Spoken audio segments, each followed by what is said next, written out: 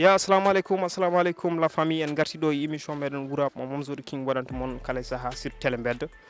hande en garti ɗo e tarhil pour ƴewde gandanɗa hoore ma e cible uji meɗen goɗɗi donc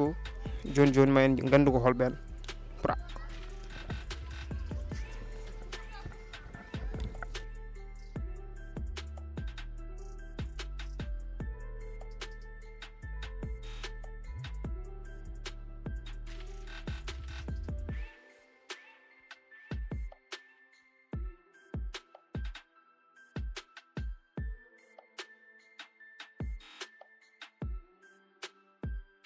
Ya ne wayno en garti ne mbinomi on donc hande en garti ɗo pour ƴewde numéro goɗɗo e pour émission meɗen Wuur-Rap donc en garti ɗo ko holɓen joni ma en gandu inchallah ko fight crew donc avant eɗen goɗɗoya kokken ɓe calmina yeɓoɓe Télé Mbedda. Ya assalamu aleykum bro. Yo waaleykum salam wa Télé Mbedda Mamzo calminama Das Marzo membre artiste du groupe Fight Crew Positive. Ouais. Ya donc kokken goɗɗo après salmina kañum kadi présente fo. Ya assalamu aleykum téléspectateur Télé Mbedda don calminama non foof ya o ko Zo Sniper membre groupe Fight Crew Positive ya Mamzo anna ziyaram rahba. Donc minen mi ziyari on mi ziyari yeɓoɓe Télé Mbedda eɗen mbiyaɓe ɓe continue neɓe gowno wadde e partage de e aimde e commentude surtout commentaire uji kadi c'est très important kala jeeɓowo yo andu kañum emin cohli hen miijo muɗum e nde rokkata gandanɗa hoore ma avis muɗum e nder hen e suɓade gandanɗa hoore ma ɓe yiiɗi invité à chaque fois eɗen jii hen de commentaire gandanɗa hoore ma invité kaari donc en calaki hay invité hay neɗɗo goto e rappeur uji par ce que émission ko 100% hip hop e mbaɗirani ɗum tan kadi ko ɓeɗo invité walla ko ɓeɗo invité kamɓe foof ma en jetto hen donc ko ɓurmi remarquede ko yimɓe wiyoɓe invité namen Las Vegas donc Las Vegas pour haalnude mon min invité ma won 2-3 fois pour émission donc o heɓani participe soit omo jogui contretemps walla ko goɗɗum e goɗɗum ɗum ko Allah andi walla kanko andi donc wona ɗum ɗon en calmini bandiraɓe fof eɗen mbiya kadi yoɓe continue yebde émission e émission ngaji goɗɗi ɗi donc ko wona ɗum eɗen namdo Fight Crew holde fuɗɗe rap. Bon, avant tout Fight Crew avant Fight Crew wonno ko solo quoi. Chacun de nous jouons ko solo mom. Bon après en 2016 17 fin 2016 bien comme 2017 rek Fight Crew groupe o darna quoi. Ouais, ndeni Fight Crew format. Donc ça veut dire que avant ɗum ɗon goto fof en rappanno banggue muɗum walla ko goto rappanno goɗɗo ari jukki. Bon bien moni fof en rappanno banggue mom because Zo Sniper on kam question ci comme konko ɓurata wawde expliquande mon e côté makko mais min Marzo puɗɗima rappude koye 2016 min 2016 rappomi et après avec le temps mbeɗa waɗa carrière am solo surtout des feats nde ɗon ɓurnomi focusade quoi mais yeehi ko ha nder après puɗɗimi focusade vraiment mbimi donc pourquoi pas mi waɗa affaire o métier quoi mi ƴetta rap mi waɗa ɗum métier après ko non ha Allah waddimi Zo Sniper mais avant musique o nak Zo Sniper c'est un frère parce que minen pejji guila min pamde parce que min gar min tawi maire uji parent ji enen jaata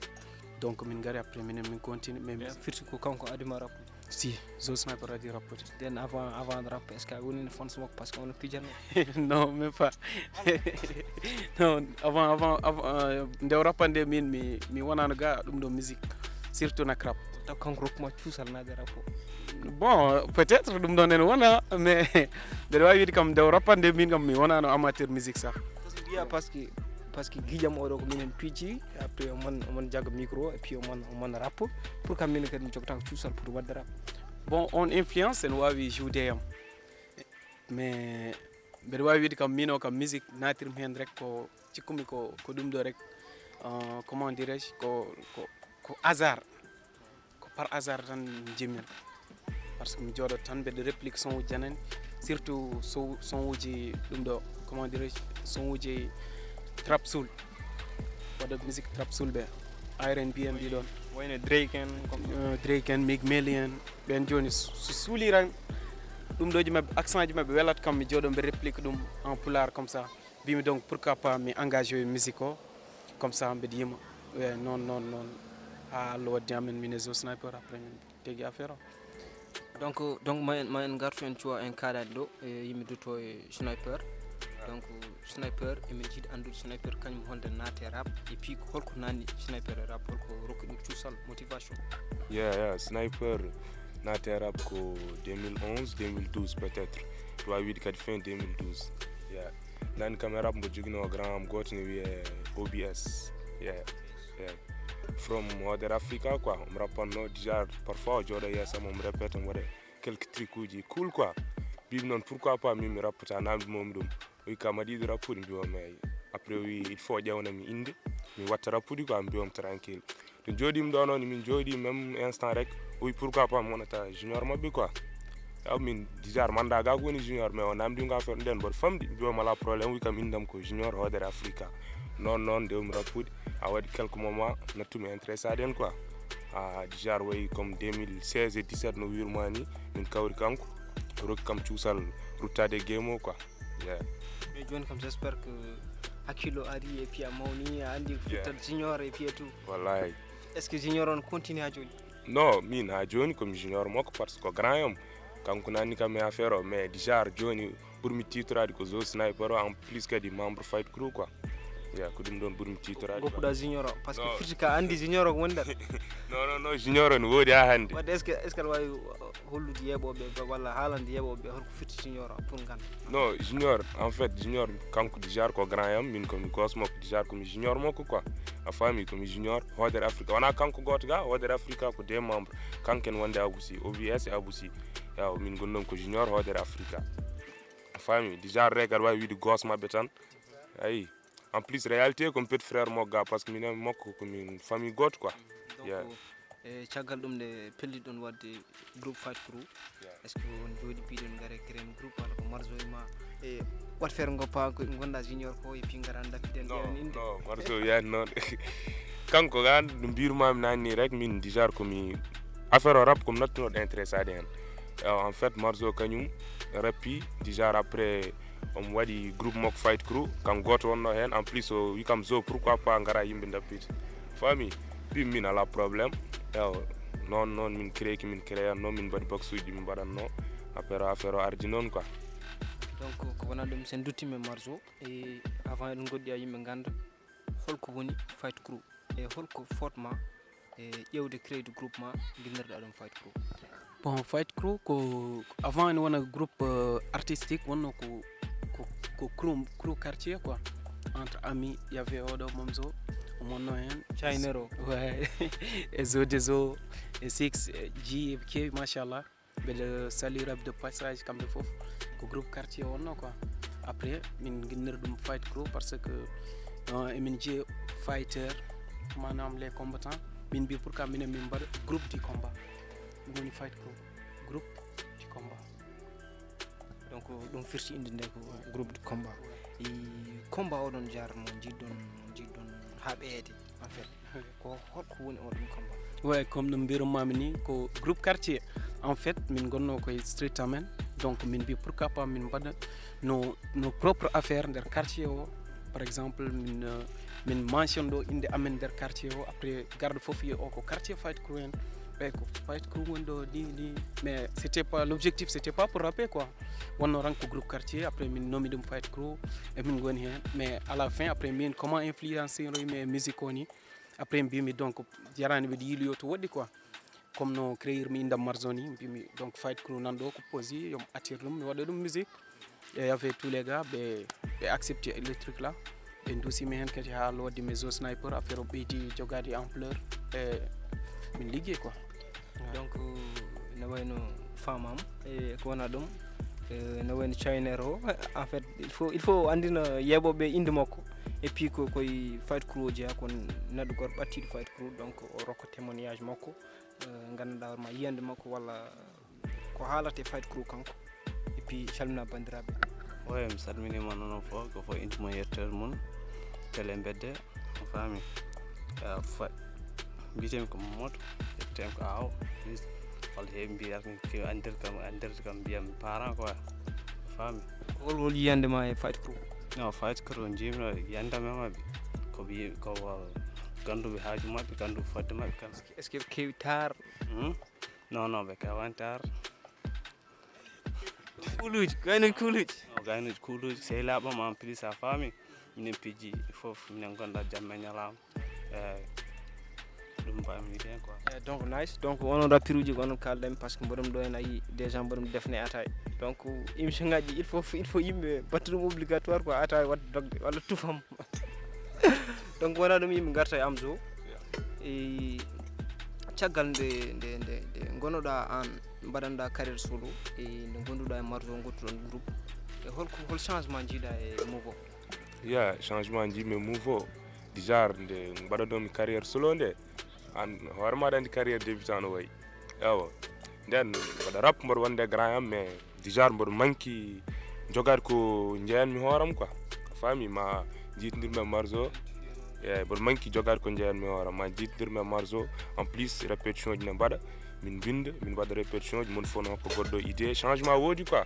ko joni ɓuurmi sentirde hooram par rapport e nden par ce que mon fof ne andi fuɗɗorde so yi ha woɗɗi wona gotum quoi donc ko wona ɗum ɗon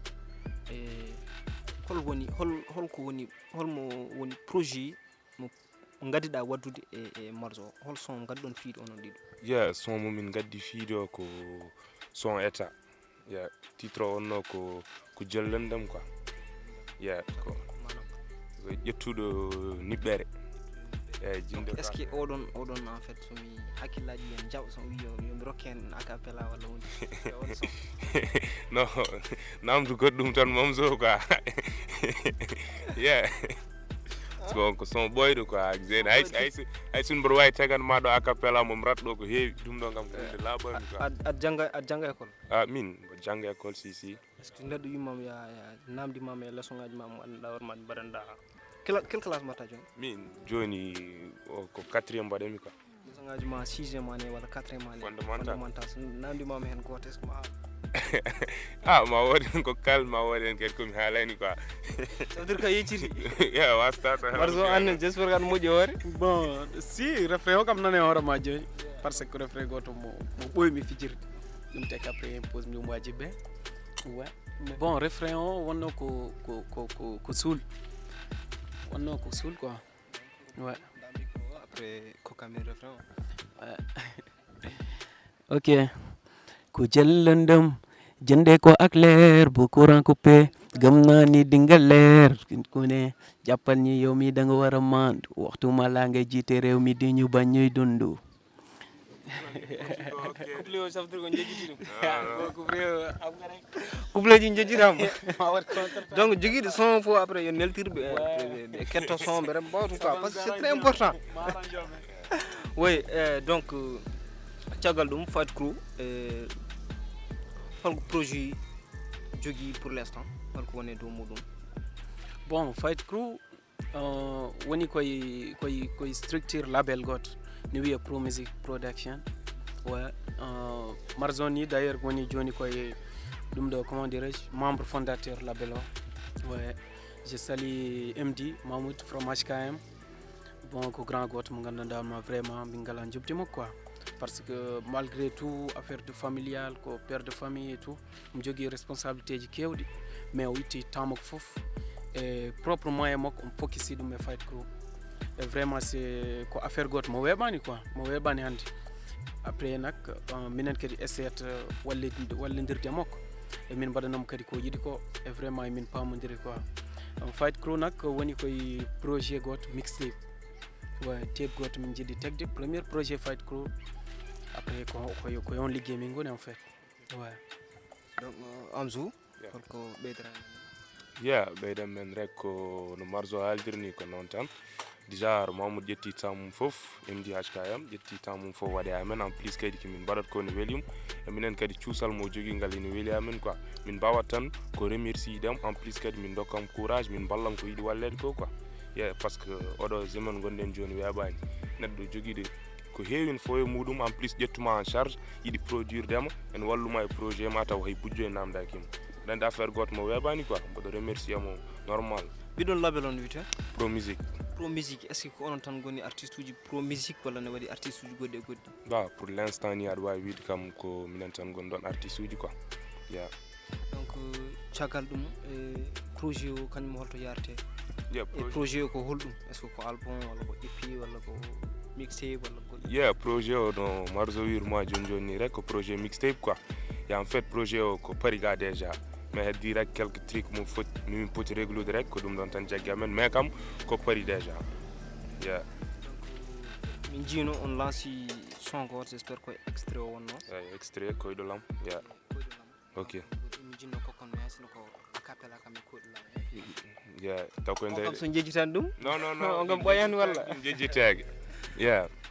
OK. Ko big ko foy ko beat walla melody hokkam mi tego hen a mixtape bo wonta jarabi zode zo mom zo wontinna pewde ne kam caliki ciddo fofti yaade kambe fof ben jalni min gollat ko jammo min dano subakaji di taw min Pro Music ha min joba do ko galle warbe orji rock kam beat bodo coba fay ko ummo jon kambe ngomi tan ko pikuji gobbe min min ngomi ko job ardi sese ardi dolem jidi fo yobbe gardu pencenabe gonga habe mbayno hongabe martu widan wayi bammum rapperuji wota min nantu hodre samde ga fof mino mo min nowtu min kapani min kabani mixtape ko dans le bac ko sniper miñum Tupac komi dariɗo darde bur komi timde mon no élevé ɓe nder cour komi monsieur mon donc no wi mon ni en fait sen ji émission Wuur-Rap on wonde ko Tupac en fait comme si kamɓe ɓe gollotako jam ɗanno subakaji c'est ça que min baɗɗum kikiɗe quoi ɗum tagi min baɗɗum kikiɗe donc sniper miñum Tupac ko hanki wonno 50 ans makko e giro jibina en fait ko maya hanki wonno 50 ans makko donc eɗen mbiyamo pic respect e ko neɗɗo goto gandanɗa ko légendaire quoi jar kala dilno hip hop hande on jeeya baɗɗen dawal gotol mawgal donc wona ɗum e projet o holno kokkirton cuusal holno kokkirton yimɓe motivation pour ne patrie projet o bon projet o comme no mbirumami ni rek sacrifice baɗade fof baɗade projet o fof vraiment mbeɗa andi so yimɓe gandino rek ko somi caggal ko meɓe joga vraiment coftal fadde oɗo projet no ardi parce que no mbirami ɗum kadi temps o par ce que sa ƴeewi projet o defama ko ɓooyi jeli 2019 projet o nan defe ha 2021 enregistrement ji non mbaɗe wona hewdemo son uji ni mais ko ƴettanedemo temps e production ko min jiiɗi yaltinde ko min jiiɗa yaltinde ken waɗa flop quoi min jiiɗi yaltinde affaire goto mo ganduɗa hoorema umminat baro dow quoi ouais donc vraiment projet goto poɗɗo fadede titre o rek ene jari wattude hakkille no fewi par ce que somi ko heewi quoi titre o ko koyɗolam ouais pourquoi créé ɗon ƴettuɗon titre uji fof mbiɗon ko koyɗolam mbatton yeah parce que koyɗolam ko hunde goto mo ganduɗa hoorema chaque jeune walla chaque neɗɗo ni ene jogui rêve mum mo yiiɗi wadde chaque noon artiste minen koyɗolam men o koye côté artistique chaque artiste ne rêve mum ko yaltinde projet a faami yaltinde projet donc minen premier projet amen guila min débuté min rêvano wadde projet donc min mbi pourquoi pas premier projet amen min mbiya ɗum koyɗolam par ce que ko rêve amen woni ɗon pour yaltinde projet donc mixtape ko gote projet ji momin rêvanno wadde donc so tawi min ƴetti décision wadde mixtape donc mixtape o ko koyɗolam wonata so tawi ko album kadi album o kadi ko koyɗolam wonata donc c'est pour cela min mbi donc ko koyɗolam quoi mais heureusement décision ƴettuɗon ko wadde mixtape quoi c'est ça quoi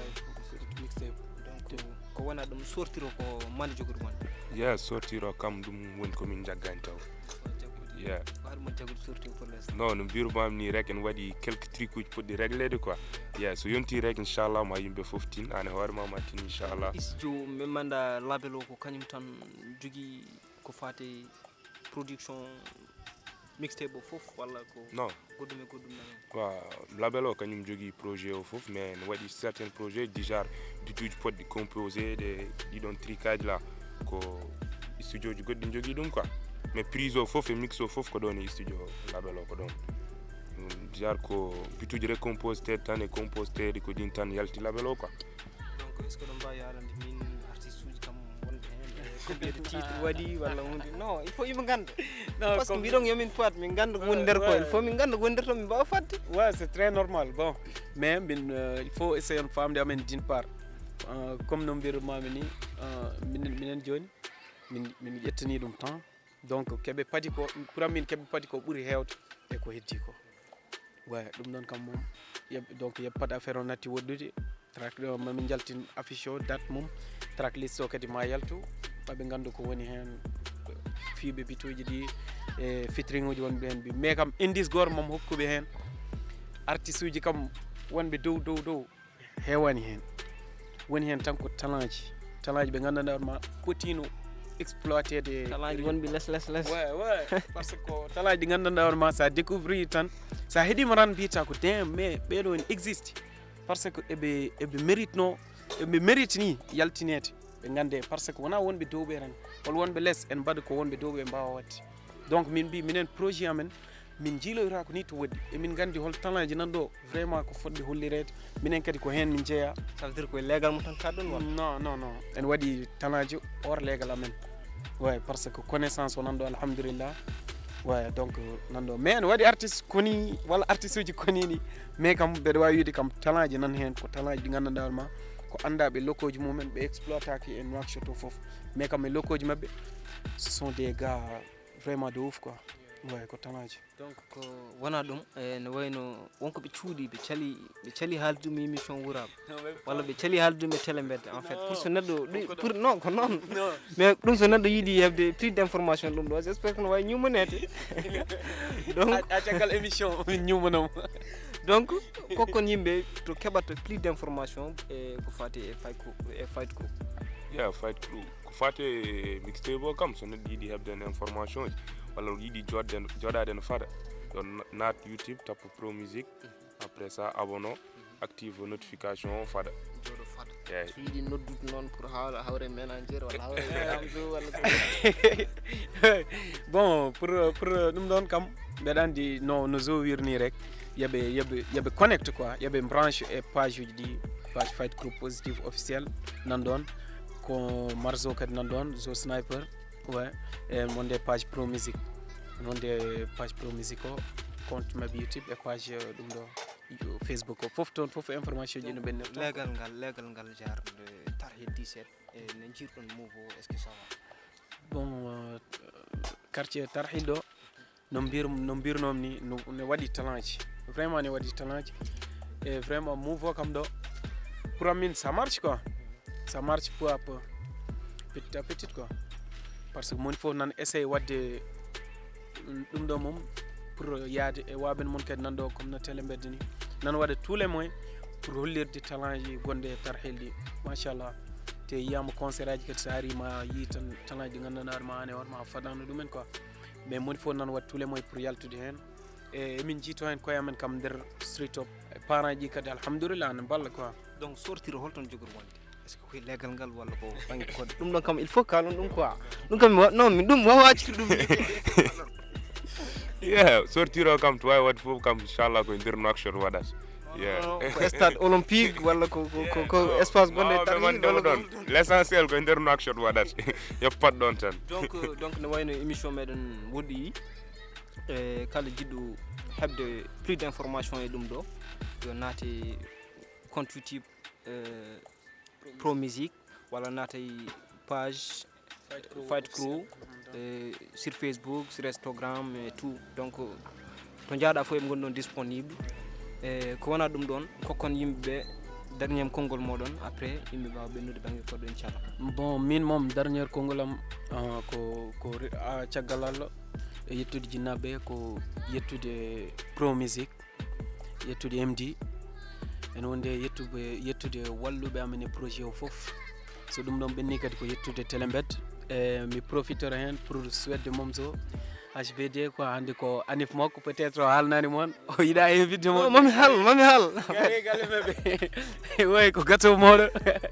way ko gagoto cool donc c'est à remercier quoi vraiment ko neɗɗo moƴƴo donc yo Allah junnu balle hokkuma kadi fedde ɗum des années et des années quoi oɗon tawtora ouais amin e yettude télé Mbedda no feewi vraiment liggey moon ko liggey goto remarquable donc yo Allah wallu quoi yo Allah wallu inchallah min ɗo min caggal moon donc respect quoi merci Kongol ma cakkitingol. Yeah, j'espère kam ko marzo hal ko ala ko fotere no nuyi fof mais l'essentiel kam bodo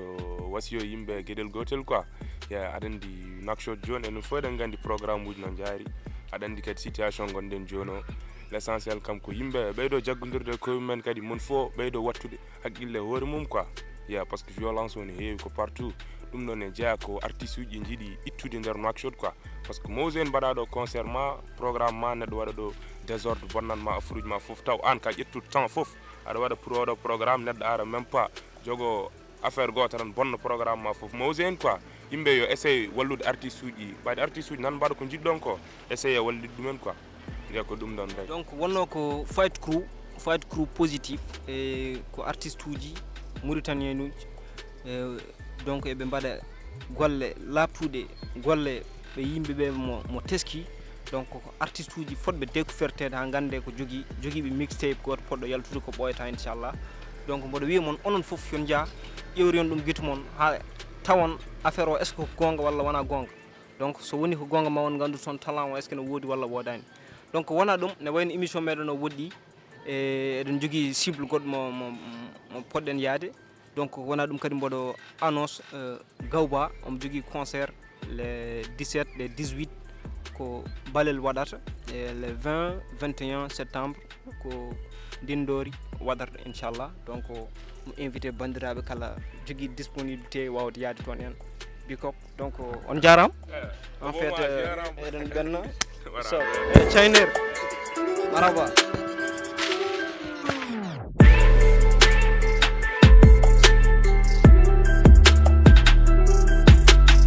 Donc ne wayno en garti pour jokkude golle ɗe eɗen mbiya ha joni yeɓoɓe yoɓe continue yebde en garti pour ƴewde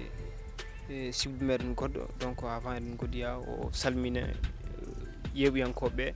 o haalnaɓe kanko woni hol yon e holto ummi. Assalamu alaikum bro. Yeah, walaikum salam Mzo. Ça va bien? Chico Jazz alias Jina Mike from DR City. Mi salmini moni kala inde mum e yettode mum. Ko woni DR City ko holɗum? Dara halayɓe. Dara halayɓe. DR ko Dara. Donc min jiiɗi andude holmo woni Chico Jazz e holto Chico Jazz inde nde holto ummi. Chico Jazz ko artiste chanteur jeeyaɗo Dara halayɓe. Nokku goto ne wiye Dara halayɓe woni ko côté Sénégal jeeya koye commune Dodel ko ɗon jibinami ko ɗon mawnumi. Actuellement mbeɗen ɗo e Nakshot mbeɗe jooba en même temps mbeɗe waɗa musique. Ça veut dire que Chico Jazz kañum ko Sénégal najo mais est ce que Chico Jazz ittu ɗum Sénégal ko arde ga pour wadde musique walla ko goɗɗum adduno ɗum ga musique o yanti hen? Si musique mi fuɗɗima wadde ɗum gila Sénégal gila nden puɗɗimi wadde musique avant ga ko mbaɗa naata métier gila nden gadimi wadde musique Allah waɗi kadi mi ummima toon mi ari gayat en même temps mbaɗa continue métier o mbaɗa continue musique o. Mais holno musical o holno arde ma holno jiɗirɗa ɗum tan ha ƴettuɗa idée pour wadde musique? Musique o ko juste ko mbaɗa yiɗi ɗum rek ɗum ɗo rek taggi mbaɗa waɗa ɗum quoi. Mais est ce que wonmo sivanoɗa ha jiiɗa ko waɗata ko vraiment ene welma fottuma gandanɗa hoorema yidde wadde ko waɗata ko pourquoi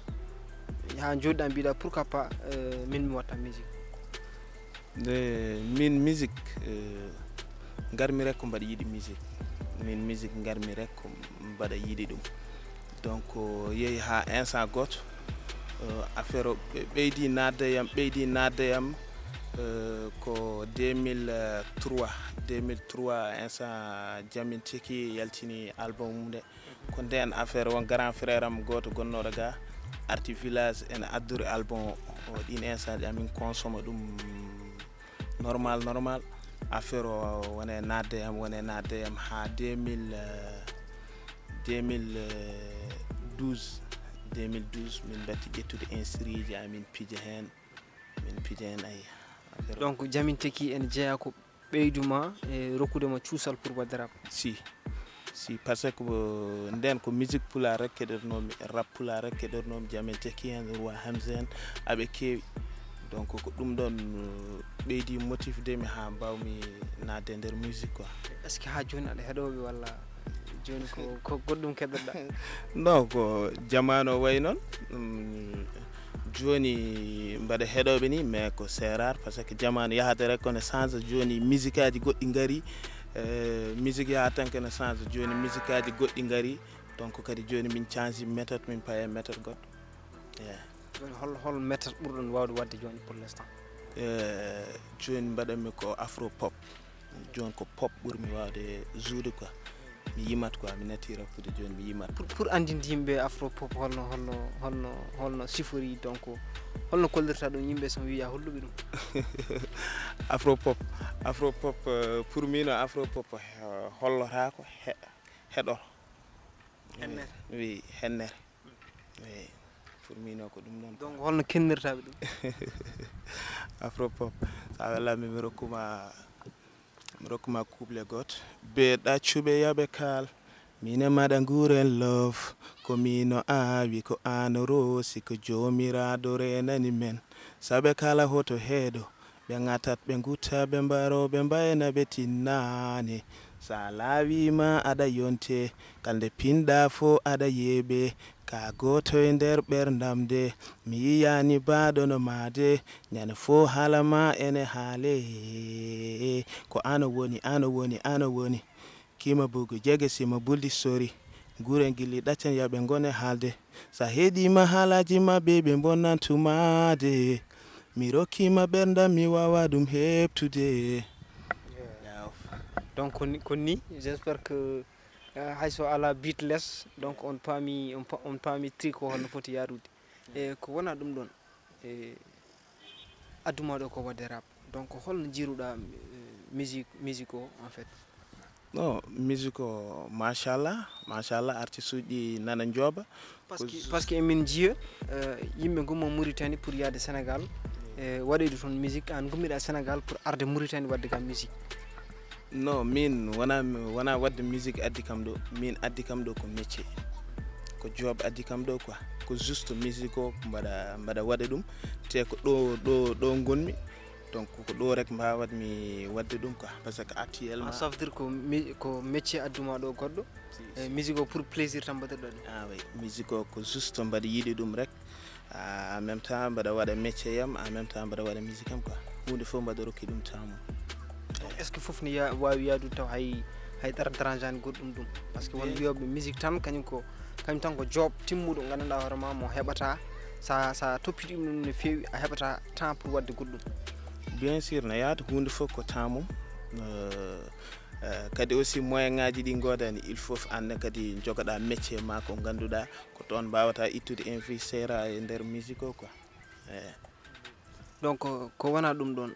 Chico Jazz gila ari ɗo gila watti wadde musique holko waɗi e projet ji est ce que ne jogui album walla est ce que ne jogui mixtape walla est ce que ne jogui EP walla goɗɗum e goɗɗum? Chico Jazz gila fuɗɗi wadde musique ha joni ko single aji rek jogui mais alhamdoulillahi Allah yettama no fewi actuellement gonmi koye projet ni quoi gonmi koye projet poɗɗo yaltude. projet ko holɗum? projet mixtape. Yeah. Mixtape o hol titre mum holno wiyete est ce que mixtape o pari? si mixtape o pari hamin jaggi date donc fof nan ɗon quoi mixtape o déjà holko taggi de mixtape Chico Jazz donc mixtape o ya combien de titres? mixtape o waɗi ko 8 titres woni hen.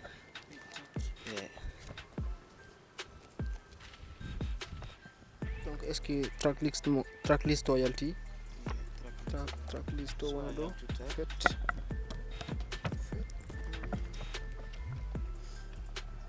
no waɗi 8 titres en waɗi titre premier ko debbo mosanam hayyo giɗo lawolam kalmi cilal komi cilal ye kami cilal minen ga dara vacances amanam ɗo seeɗa yeah, ok. Donc mixtape o pour hebde ɗum holno yimɓe ɓe poti heɓirde ɗum? Mixtape o inchallah sorti mixtape o ko le 1er octobre inchallah so Allah jaɓi. Yeah. Nden min mbaɗata sorti o quoi. Sortir o holno jogori wayde? Sorti o ko sur plateforme rek min lança ɗum. Oui. Donc pour so neɗɗo yiɗi heɓde ɗum e plateforme uji holno foti wadde e holno kokkirta yimɓe courage pour wawde fadde mixtape o e so yonti yaade pour wadde tous les moyens ha heɓa ɗum? Mbiyatmi ɓe rek ko yaɓe mbaɗa rester connecté waɗa page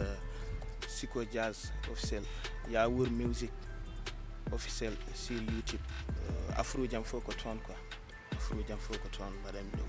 min ji ya Wuur musique présente, donc ya Wuur musique présente ko holɗum? Est ce que ko label walla ko studio walla ko entouragement tan woni ɗon walla ko holɗum min jiiɗi andude, walla ko neɗɗo produire ɗum o? Ya Wuur music ko galle. Ya Wuur music ko galle quoi. ene heewi ko soomi nder hen, donc ma naata nder hen nde ganda ko woni nder ko quoi. taw wona galle mo min gandi boɗo cuuɗi o e tout. Non, sa nani galle ko fof nani hen. Ene waɗi artiste uji, ene heewi quoi. Ko woni nder Ya Wuur music ko ne heewi. Ko juste ko min woni hen ganduɗa artiste jimowo, ko min woni hen porteur de voix, donc ko min wawata ɗum umminde quoi. Donc firti ko kamɓe produire mixtape o? Non, Ya Wuur music wona kañum produire mixtape o. Mixtape o produire ɗum ko Pro Music.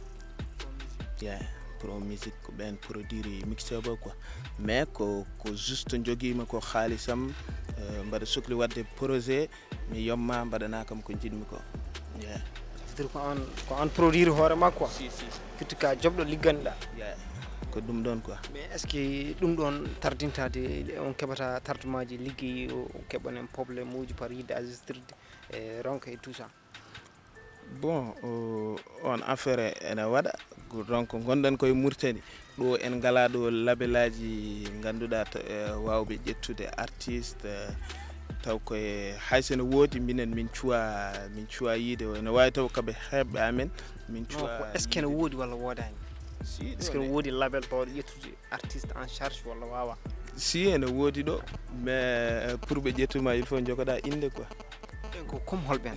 comme holɗin label aji, par ce que il est temps ko yimɓe kaala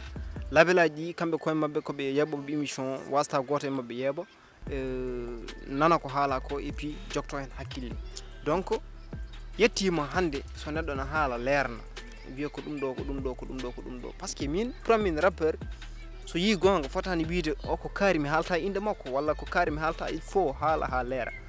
est ce que hol label aji wonɓe ɗo wawɓe ƴettude yimɓeɓe en charge et puis ɓe ƴettata ɓe ƴettirta ko par inde ko vérité ɗum yimɓeɓe ganda?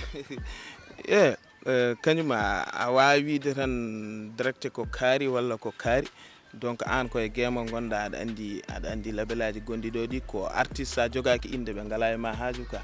Donc minen noon kamin yiiɓe ɗum ɗon kadi aussi min gandi ɗum ɗon, donc min basaki amin gandi kamin mbawi, kadi aussi kamin mbaɗata ko amin gomi ɗum, donc min essaye waɗande koye amen ñafe hamin jettoɗo amin jiiɗi yettade ɗo quoi.